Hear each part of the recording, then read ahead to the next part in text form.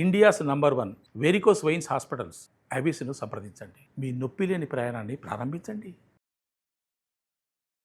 Hello అండి, నేను మీ Madhuri. So మేము మీకు ఒక మెయిల్ ఐడి ప్రొవైడ్ చేస్తాము. మీరు డైరెక్ట్గా డాక్టర్ గారి దగ్గర నుంచి ఆ సలహాలు సూచనలు మీరు తెలుసుకుని దాని తగ్గట్టుగా మీ లైఫ్ని చేంజ్ చేసుకోవచ్చండి. సో అందుకనే ప్రేక్షకులకి మరీ దగ్గర అవ్వడానికి మీ క్వశ్చన్స్ని డైరెక్ట్గా మనకి డాక్టర్ గారే ఇప్పుడు ఆన్సర్ చేయబోతున్నారు. అండ్ మాకు అలా ఒక క్వశ్చన్ ఒకళ్ళు పంపించారనమాట, రమ పంపిస్తున్నారు. థ్యాంక్ యూ సో మచ్ అండి మీరు మాకు పంపించినందుకు. ఎస్, మరి మనకు వచ్చిన క్వశ్చన్ ఆవిడ బాధని ఇలా పంచుకున్నారు. ముందుగా అయితే మన డాక్టర్ గారిని కూడా ఇన్వైట్ చేసేద్దాము. సో హలో స్పందన గారు. హాయ్ మాధురి గారు. యాక్చువల్గా చాలా బాధాకరంగా ఉందండి ఈ క్వశ్చన్ ఇప్పుడు చదవడం. వాళ్ళు రమ మిగతావి ఏవి కూడా మెన్షన్ చేయొద్దు అని చెప్పేసి అన్నారు. యాక్చువల్గా ఏంటంటే ఆవిడ problem, so 2 years back marriage అయిందంట. అప్పుడు వాళ్ళ హస్బెండ్ అంట అమ్మ బుజ్జి అనుకుంటూ చాలా ప్రేమ చూపించేశాడంట. అది చూసి నిజంగా ఇలాంటి ప్రేమ నేను నా లైఫ్లో నా పేరెంట్స్ దగ్గర కూడా పొందలేదు, నా కరెక్ట్ పర్సన్ ఇతను అని చెప్పేసి చాలా. ఇంకా ఆ అమ్మాయి వచ్చి బ్రాహ్మిన్, సో ఆ అబ్బాయి వచ్చి నాన్ బ్రాహ్మిన్. ఆ అబ్బాయి కోసం ఈ బ్రాహ్మణ్ అయిన అమ్మాయి తన విలువల్ని అన్ని పక్కన పెట్టి తన కోసం నాన్ వెజ్ వండడం ఇవన్నీ కూడా తను చేసింది. సో నార్మల్ గా అంటే వాళ్ళు అలా చెయ్యరు, అలా ఉంటుంది, కొన్ని కొన్ని ప్రిన్సిపల్స్ ఉంటాయి కదా. సో అలా దాన్ని కూడా తను పక్కన పెట్టేసి తన హస్బెండ్ కి నచ్చినట్టుగా తను ఉందంట. అయితే 2 years తర్వాత ఆ హస్బెండ్ వేరే అమ్మాయితోటి రిలేషన్ లో ఉన్నాడు. సో ఈ అమ్మాయి ఏంటంటే ఎప్పటి నుంచో ప్రెగ్నెన్సీకి ప్లాన్ చేద్దాం అనుకుంటే ఇంకా మనకి టైం ఉంది కదా, ఇంకా కంప్లీట్గా సెటిల్ అవ్వలేదు కదా, సెటిల్ అయిన తర్వాత మనం ప్లాన్ చేద్దాం అనుకుని పోస్ట్పోన్ చేస్తూ అబార్ట్ చేస్తూ అలా అలా కంటిన్యూ అవుతున్నారు. సో వన్స్ ఇతను వేరే అమ్మాయితోటి ఇలా రిలేషన్లో ఉండడం ఈ అమ్మాయికి తెలిసింది. సో ఈ అమ్మాయి ఏమో ఆ అమ్మాయిని అడగడం, నువ్వెవత్వి వెళ్ళిపో అన్నట్టు కొన్ని కొన్ని మాటలు జరగడము. సో తను కూడా అడిగితే ఇది అది కాదు, నీకేమీ అర్థం కాదు అని తను కూడా రెసిస్ట్ చేయడము, ఇదంతా కూడా జరుగుతుంది. సో ఇప్పుడు ఆ అమ్మాయి ప్రెగ్నెంట్. 1 year వీళ్ళిద్దరి మధ్య ఇలాంటి మనస్పర్ధలు గొడవలు ఉన్నాయి. ఇప్పుడు ఆ అమ్మాయి ఆ అబ్బాయితోటి ఇంకా విడిపోదాం అన్నట్టుగా వచ్చింది. ఆ అమ్మాయికి వాళ్ళ పేరెంట్స్ సపోర్ట్ కూడా లేదు, తను సింగిల్, ఇప్పుడు ఏకాకి అయిపోయింది అన్నట్టుగా ఫీల్ అవుతుంది. తన హస్బెండ్ కూడా తను కొట్టడం లాంటిది చేస్తున్నాడంట. సో అన్పార్లమెంటరీ లాంగ్వేజ్ యూజ్ చేస్తున్నాడంట. అసలు ఒక అమ్మాయి దగ్గర మాట్లాడుకునే మాటలు ఒక భార్య దగ్గర అంత దారుణంగా మాట్లాడుతున్నాడంట.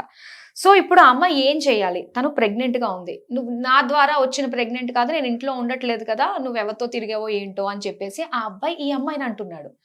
సో ఇప్పుడు ఆ అమ్మాయి పరిస్థితి ఏంటంటారు?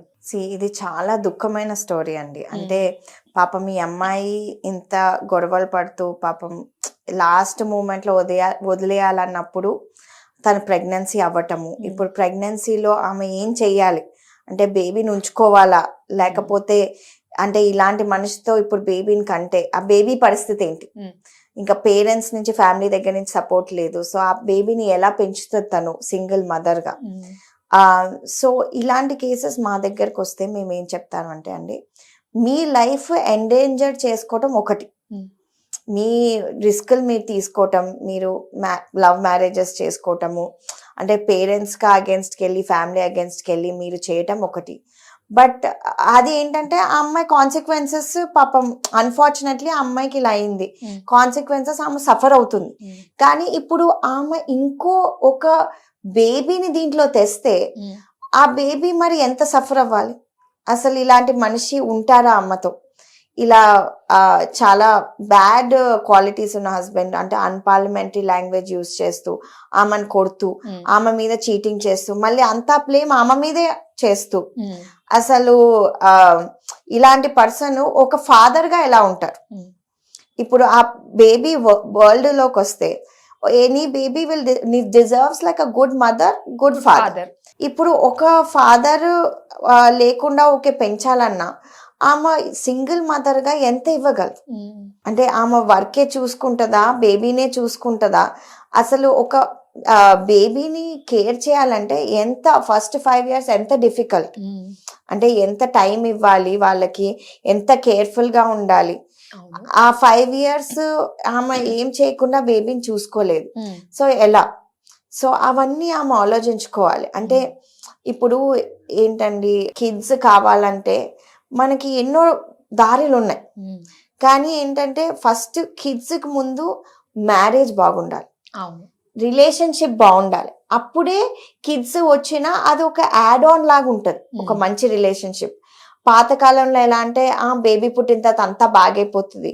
ఈ రోజు వరకు నేను నా మెడికల్ ప్రాక్టీస్ లో ఇలాంటి చాలా మంది కపుల్స్ ని చూసాను, కానీ బేబీ పుట్టిన తర్వాత వాళ్ళకి బాగవటం అయితే చూడలేదు ఎవరికి. ఓకే, చాలా మంది అనుకుంటూ ఉంటారు బేబీ పుట్టాక మారతారేమోనని. అది ఎంతవరకు వర్కౌట్ అవుతుంది అంటారు అసలు? నేనైతే నా ప్రాక్టీస్ లో చూడలేదండి. నా లైఫ్ టైం ఎక్స్పీరియన్స్ లో అయితే చాలా మంది ఉమెన్ నేను ఇప్పుడు బేబీ పుట్టింది అందుకనే నేను డివోర్స్ తీసుకోవట్లేదు, లేకపోతే నేను ప్రెగ్నెన్సీ అయ్యాను కాబట్టి డివోర్స్ తీసుకోవట్లేదు. అలాంటి వాళ్ళు ఏంటంటే బేబీ పుట్టిన తర్వాత పేరెంట్స్ కూడా అంటారు ఏం లేదు, బేబీ పుట్టిన తర్వాత బేబీని చూసి అంతా మారిపోతారు అని. ఎవ్వరు మారరండి, ఎక్స్పెషలీ ఈ కాలంలో. ఆల్రెడీ బ్యాడ్ హ్యాబిట్స్ ఉన్నోళ్ళు, బ్యాడ్ మోరల్స్ ఉన్నోళ్ళు సడన్ గా అయితే చేంజ్ అవ్వరు. They definitely do not change with the addition of a baby.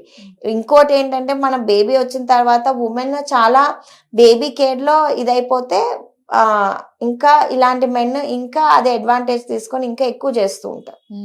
ఎక్కడికి వెళ్ళదులే బేబీ ఉంది కదా, మనం ఏం చేసినా నడిచిపోతుందని ఇంకా అడ్వాంటేజ్ తీసుకుంటారు. కానీ బేబీ వచ్చిన తర్వాత ఓకే ఇది బేబీని చూసి మారటం అయితే నా ఎక్స్పీరియన్స్ లో అయితే చూడలేదు. ఈ సమస్యకి మరి మీరు ఇచ్చే సొల్యూషన్ ఏంటంటారు? అండి, ఏ మదర్ అయినా బేబీని అంత స్ట్రెస్ లో ఇది చేసినప్పుడు బేబీస్ ఆల్సో ఆ స్ట్రెస్ ని ఫీల్ అవుతారు లోపల. బేబీస్ ఆల్సో సరిగ్గా డెవలప్ అవ్వరు చాలా మటుకి, ఎందుకంటే వాళ్ళు ఆ స్ట్రెస్ హార్మోన్ డైరెక్ట్ గా స్టమక్ లోకి వెళ్ళి ఎఫెక్ట్ చేస్తుంది.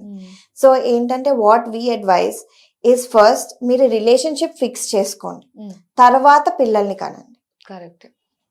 బా, నిజంగా ఇలాంటి స్టోరీస్ ఎన్నెన్ని ఉన్నాయో అనిపిస్తుందండి.